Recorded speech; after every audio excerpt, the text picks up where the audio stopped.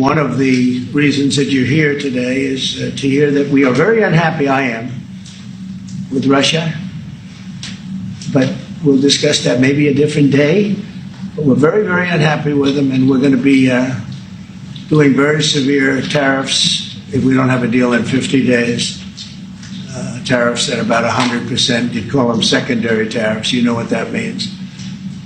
But today we're going to talk about something else. And as you know, we've spent $350 billion approximately on this war with Russia and Ukraine. And would like to see it end. It wasn't my war, it was Biden's war. It's not my war. I'm trying to get you out of it. And we want to see it end. And I'm disappointed in President Putin because I thought we would have had a deal 2 months ago, but it doesn't seem to get there. So based on that, we're going to be doing secondary tariffs if we don't have a deal in 50 days. It's very simple. And they'll be at 100%. And that's the way it is. That can be more simple. It's just the way it is. I hope we don't have to do it. Trump's 100% tariffs on Russia. What you need to know. Trump has publicly expressed irritation with Russian President Vladimir Putin's reluctance to reach a peace deal in Ukraine, accusing the Russian leader of throwing bulls***t at Washington. U.S. President Donald Trump said on Monday he has struck a deal with NATO to purchase the weapons that will be delivered to Ukraine as he met NATO Secretary General Mark Rutte in Washington.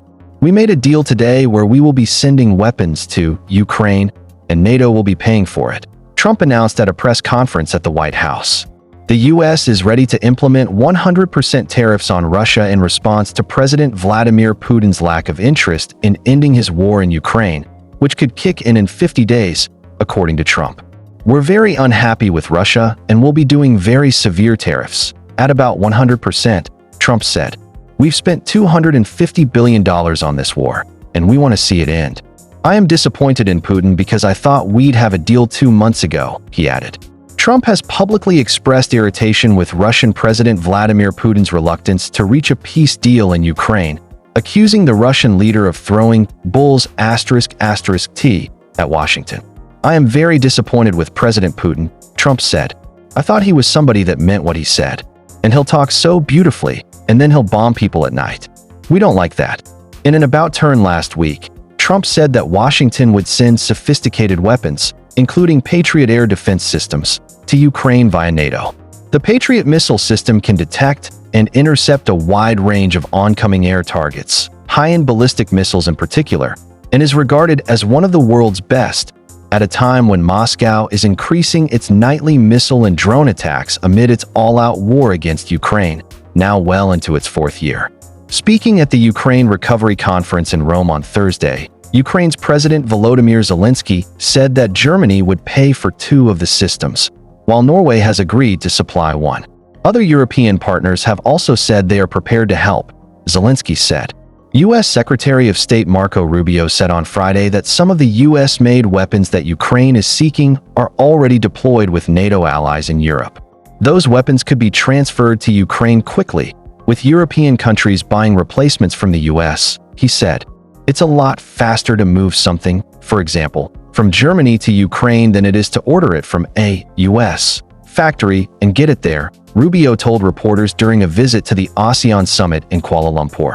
After repeated Russian drone and missile onslaughts on Kyiv, authorities announced on Friday that they are establishing a comprehensive drone interception system under a project called Clear Sky. The project includes a 260 million hryvnia, approximately 5.3 million euros, investment in interceptor drones, operator training, and new mobile response units, according to Timur Tkachenko, the head of the Kyiv military administration. Rutte will be in Washington on Monday and Tuesday for talks with Trump, U.S. Secretary of State Marco Rubio, U.S. Defense Secretary Pete Hegseth, and members of Congress. "I'm going to have a meeting with the Secretary General who's coming in tomorrow," Trump told reporters in Washington on Sunday night.